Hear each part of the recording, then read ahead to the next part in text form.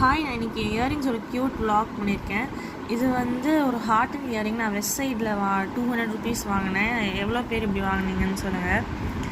Next இது வந்து ஒரு ரிப்பன் இயரிங். இந்த ரிப்பன் இயரிங் வந்து ஸ்பார் மார்க்கெட் ஃபாரம் மாலில் வந்து 100 rupeesக்கு வந்து இந்த க்யூட்டாக இந்த கேர்ள் கீழே ரிப்பன் தொங்குற மாதிரி.